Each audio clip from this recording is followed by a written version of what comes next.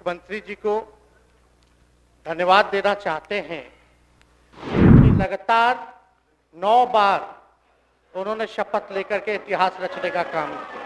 9 बार तो लिया ही महोदय, लेकिन एक ही टर्म में 3-3 बार लिया, ऐसा अद्भुत नजारा हम लोगों ने नहीं देखा। और विजय सिन्हा जी भी डिप्टी सीएम बने, स्पीकर पद पे भी रह लिए, नेता विरोधी दल भी रह लिए और डिप्टी सीएम भी रह लिए। इन्होंने भी इतिहास रच दिया, एक टर्म में 3-3 पद इन्होंने भी पा लिया। अध्यक्ष महोदय, हम इस नई सरकार के विरोध में खड़े हैं और सबसे पहले हम माननीय मुख्यमंत्री जी को धन्यवाद देना चाहते हैं कि लगातार 9 बार उन्होंने शपथ लेकर के इतिहास रचने का काम किया और 9 बार तो लिया ही महोदय, लेकिन एक ही टर्म में 3-3 बार लिया, ऐसा अद्भुत नजारा हम लोगों ने नहीं देखा। माननीय दोनों सम्राट चौधरी जी डिप्टी सीएम बने, बड़ी खुशी है कि ये डिप्टी सीएम बने। इनका बयान हमने देखा कि भाजपा जो है इनकी मां, भाजपा पार्टी जो है मां, लेकिन हम तो कहना चाहते हैं आरजेडी ना आपकी मां हुई ओरिजिनल। तो आप तो पहले हमारे दल में ही थे। आपके दल में नहीं। अच्छा, चलिए ठीक है, चलिए कोई बात नहीं, आप अस्वीकार कीजिए, लेकिन जनता तो इस बात को जानती है। हमें खुशी है कि साथ में 2 डिप्टी सीएम बने और विजय सिन्हा जी भी डिप्टी सीएम बने, स्पीकर पद पे भी रह लिए, नेता विरोधी दल भी रह लिए और डिप्टी सीएम भी रह लिए। इन्होंने भी इतिहास रच दिया, एक टर्म में 3-3 पद इन्होंने भी पा लिया। तो ये आप सोचे थे कि नहीं विजय बाबू? अरे आपके दिमाग में आया था कि आप एक टर्म में स्पीकर भी, डिप्टी सीएम भी और नेता विरोधी दल भी आप बन गए। तो इसके लिए आप तीनों लोगों को विशेष तौर पे हम बधाई देना चाहते हैं। माननीय मुख्यमंत्री जी हमारे लिए आदरणीय थे, हैं और हमेशा रहेंगे। हम इनकी इज्जत हमेशा करते आए हैं और करते रहेंगे।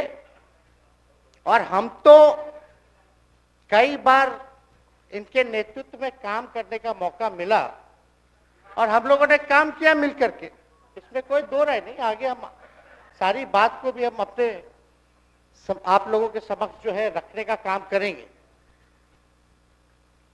अब कई बार माननीय मुख्यमंत्री जी जो हैं इस बात को बोलते रहे हैं कि तुम मेरा बेटा जैसा हो, कई बार बोलते हैं और हम भी अपना मानते हैं, अपने गार्जियन मानते हैं। और आप लोग भगवान राम की चर्चा करते हैं, हम आप सबके मन में तो राम है ही, शांति, लेकिन एक बात समझना पड़ेगा, हम तो नीतीश जी को एक दशरथ जो पिता है उनके रूप में वैसा गार्जियन मानते हैं कि भाई कई बार जो है इन्होंने कई बार आप लोगों के सामने भी बोला अब तो यही करेगा, यही आगे बढ़ेगा।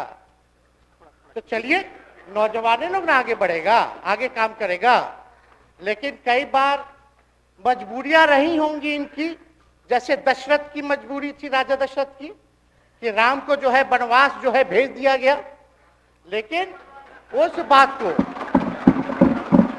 हम मानते हैं कि हम वनवास नहीं आए हैं, बल्कि हमको इन्होंने भेजा है जनता के बीच उनके सुख और दुख के भागीदार बनने के।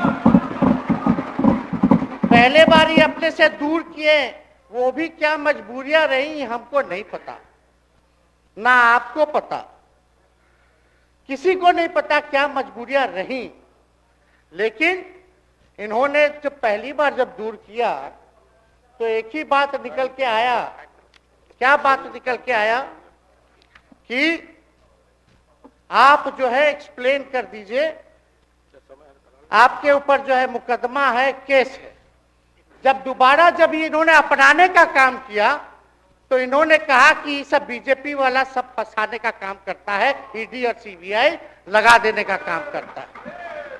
देखिए, हम तो आपको इज्जत देते हैं और आगे भी देते रहेंगे, लेकिन ये बात समझना पड़ेगा।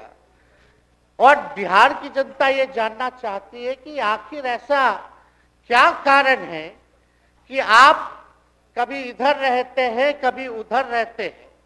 ये तो सब लोग जानना चाहता है, सब लोग की इच्छा है। आखिर क्या ऐसा हो गया कि आपको ये निर्णय लेना पड़ा?